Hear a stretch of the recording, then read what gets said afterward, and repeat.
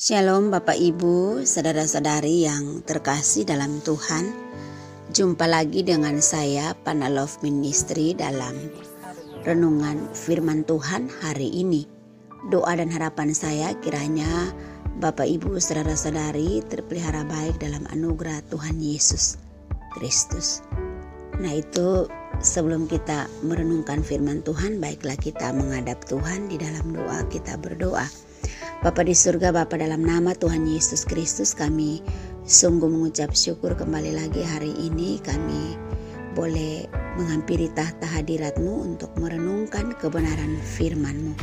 Ya Tuhan, berfirmanlah bagi kami karena kami telah siap untuk mendengarkannya.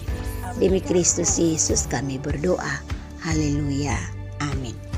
Pembacaan firman Tuhan Bapak Ibu, saudara-saudari, terambil dalam Lukas pasal yang ke-6 ayat yang ke-12 sampai ayat yang ke-16. Ya, sekali lagi Lukas pasal yang ke-6 ayat yang ke-12 sampai ayat yang ke-16. Demikian pembacaan firman Tuhan. Yesus memanggil ke-12 rasul. Suatu ketika pada hari-hari itu pergilah Yesus ke bukit untuk berdoa dan sepanjang malam ia berdoa kepada Allah. Ketika pagi tiba ia memanggil murid-muridnya kepadanya. Lalu memilih dari antara mereka 12 orang yang juga disebut rasul. Simon yang juga diberinya nama Petrus dan Andreas saudara Simon, Yakobus dan Yohanes, Filipus, Bartolomeus, Matius, Thomas, Yakobus anak Alfius, Simon yang juga disebut Selot, Yudas anak Yakobus dan Yudas Iskariot yang menjadi pengkhianat. Demikianlah pembacaan firman Tuhan. Bapak Ibu, saudara-saudari yang terkasih dalam Tuhan kita Yesus Kristus, dalam kesempatan yang berbahagia ini saya ingin mengajak kita semua untuk merenungkan pentingnya berdoa sebelum kita membuat keputusan-keputusan dalam hidup ini, sebagaimana yang telah dicontohkan oleh Tuhan Yesus Kristus dalam perikop bacaan kita hari ini. Ada 3 hal catatan yang kita dapat renungkan bersama, yaitu Bapak Ibu, yang pertama, Yesus memiliki kebiasaan berdoa. Yesus sang juru selamat kita adalah contoh terbaik bagi kita dalam segala hal, termasuk dalam berdoa. Dalam teks kita hari ini kita melihat bahwa Yesus tidak sembarangan dalam membuat keputusan. Sebelum memilih ke-12 rasulnya, Yesus menghabiskan waktu semalam-malam berdoa kepada Bapa. Ini adalah momen penting di mana nasib dunia dan penyebaran Injil tergantung pada pilihan yang dibuat oleh Yesus. Dalam pemahaman Tritunggal Allah kita, dalam pemahaman Tritunggal Allah, kita menyembah Allah yang Esa, yang berkarya dalam 3 pribadi, Maha Kudus, Bapa, Anak, Roh Kudus. Yang ketiganya mencerminkan relasi erat dan tercermin saat Anak manusia, yaitu Yesus, berkarya di dunia ini. Dia selalu menjaga hubungan erat, mesra dan dialogis kepada Bapa dalam setiap ada kesempatan, yaitu meditasi doa pribadi. Bapak Ibu, saudara-saudari yang terkasih dalam Kristus, jika Yesus, seorang yang tidak memiliki dosa, merasa perlu untuk berdoa sebelum membuat keputusan penting, berapa lebihnya kita yang seringkali rapuh dan terbatas dalam pengertian kita. Karena itu Bapak Ibu, saudara-saudari yang terkasih dalam Kristus, marilah kita mengambil kebiasaan berdoa ke dalam kehidupan kita. Sebelum kita memilih, baik itu keputusan kecil maupun besar, baik itu memilih jenis usaha, karir, pendidikan, jodoh, atau jodoh bagi anak kita, dan bahkan keputusan sehari-hari, marilah kita datang kepada Tuhan dalam doa terlebih dahulu. Kita perlu menanamkan kebiasaan ini agar kita tidak hanya bertindak berdasarkan logika dan emosi kita semata-mata, tetapi dengan memohon bimbingan Roh Kudus yang berbicara kepada kita dalam doa. Lalu poin yang kedua, Bapak Ibu saudara-saudari yang terkasih, yaitu pentingnya berdoa sebelum melakukan pilihan penting dalam hidup. Bapak Ibu saudara-saudari yang terkasih dalam Kristus, tidak ada keputusan yang terlalu kecil untuk dibawa dalam doa. Kadang kita berpikir bahwa Tuhan hanya tertarik pada masalah-masalah besar dalam hidup kita. Namun kenyataannya Tuhan ingin terlibat dalam setiap aspek kehidupan kita. Dalam Yakobus 1 ayat 5 dikatakan, namun apabila di antara kamu ada yang kurang berhikmat, hendaklah ia memintanya kepada Allah yang memberikan kepada semua orang dengan murah hati tanpa mencela, maka hal itu akan diberikan kepadanya.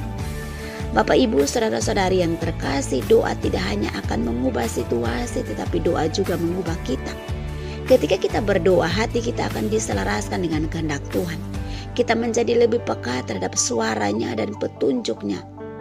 Berdoa sebelum memilih mengajarkan kita untuk bertumbuh pada kebijaksanaan yang datang dari Tuhan, yang jauh lebih tinggi daripada kebijaksanaan manusia. Bapak, Ibu, saudara-saudari yang terkasih, dalam Kristus poin yang ketiga, Tuhan menuntun dalam pergumulan memilih hal yang benar. Bapak, Ibu, saudara-saudari yang terkasih, dalam Kristus kita hidup di dunia yang penuh dengan pilihan. Terkadang kita bingung dan tidak tahu harus memilih yang mana. Namun Alkitab menjanjikan bahwa Tuhan akan memberi petunjuk kepada kita. Mazmur 32 ayat 8 mengatakan, aku hendak mengajar dan menunjukkan kepadamu jalan yang harus kau tempuh. Aku hendak memberi nasihat, mataku tertuju kepadamu. Karena itu mari kita renungkan tentang kebenaran firman Tuhan ini. Lalu kita, bagaimana kita menerapkan pesan-pesan yang telah kita telaah dari firman Tuhan yang tadi kita bacakan dan kita pelajari. Bahwa kebiasaan berdoa seperti Yesus menunjukkan kepada kita bahwa dalam kesendirian dan ketenangan malam, tanpa gangguan kita dapat benar-benar mengarahkan fokus kita kepada Bapa. Ini bukan hanya tentang berdoa sebelum memilih, tetapi tentang bagaimana berdoa dengan ketekunan, kesungguhan dan keterbukaan hati. Hal ini mengingatkan kita bahwa doa bukan sekedar ritual atau kebiasaan, melainkan komunikasi pribadi dan intim dengan Tuhan yang Maha Kuasa. Ketika kita membiasakan diri berdoa seperti Yesus, kita akan mulai melihat perubahan dalam cara kita membuat keputusan. Kita akan menjadi lebih sadar, lebih bijaksana dan lebih peka terhadap bimbingan Roh Kudus. Dalam doa kita menyerahkan ego dan keinginan pribadi kita dan membiarkan Tuhan memimpin jalan kita. Bapak, Ibu, saudara-saudari yang terkasih, berdoa merupakan fondasi dalam setiap keputusan hidup ini. Dalam berdoa kita bukan hanya mencari jawaban atau penyelesaian masalah, tetapi mencari damai sejahtera yang datang dari kepercayaan bahwa Tuhan adalah penguasa atas segala sesuatu. Kita tidak perlu takut membuat kesalahan ketika kita tahu bahwa kita telah mencari kehendak Tuhan dengan segenap hati kita melalui doa. Dengan demikian, berdoa sebelum memilih menjadi fondasi yang kokoh untuk setiap keputusan yang kita buat. Ini adalah tindakan iman yang menunjukkan bahwa kita mengakui kedaulatan Tuhan dan mengandalkannya sepenuhnya. Bapak, Ibu, saudara-saudari yang terkasih, dalam Kristus itu berarti doa merupakan penuntunan Tuhan dalam setiap pilihan.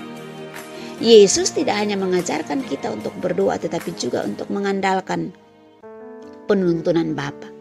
Ketika kita membawa keputusan kita ke dalam doa, kita membuka diri untuk menerima hikmat, keberanian, dan kekuatan dari Tuhan. Kita diajak untuk tidak mengandalkan pengertian kita sendiri, tetapi dalam segala hal mengakui Dia, dan Dia akan meluruskan jalan kita. Amsal 3 ayat 5 sampai ayat yang ke-6. Ketika kita berdoa, kita sedang menyatakan bahwa kita siap untuk mengikuti apapun yang Tuhan tunjukkan kepada kita sebagai hal yang benar dan baik. Kita menunjukkan ketergantungan kita yang penuh kepadanya, percaya bahwa Dia yang memulai pekerjaan baik dalam kita akan menyempurnakan sampai kepada hari Kristus Yesus. Filipi 1 ayat 6. Bapak, Ibu, saudara-saudari yang terkasih, dalam Kristus pernahkah kita berpikir mengapa Tuhan Yesus Kristus memilih dan memanggil murid-muridnya yang pertama dari kalangan nelayan? Tentu Ia melewatinya dalam doa terlebih dahulu. Demikianlah renungan firman Tuhan bagi kita pada pagi hari ini, sehingga menolong kita untuk terus senantiasa bergantung dan berdoa kepada Tuhan. Allah Tritunggal kiranya menolong kita dalam berdoa. Mari kita menghadap Tuhan di dalam doa. Bapa, kami sungguh mengucap syukur untuk renungan firman Tuhan hari ini. Biarlah kami senantiasa mengandalkan Engkau dalam seluruh tindakan kami, termasuk dalam hal berdoa. Kami belajar dari pribadi Yesus sendiri. Demi Kristus Yesus yang mempunyai firman yang hidup itu, kami datang dan berdoa. Amin. Bapak, Ibu, saudara-saudari yang terkasih dalam Kristus, demikianlah renungan singkat kita pada hari ini. Tuhan kiranya memberkati kita. Sampai ketemu dalam renungan berikutnya. Immanuel.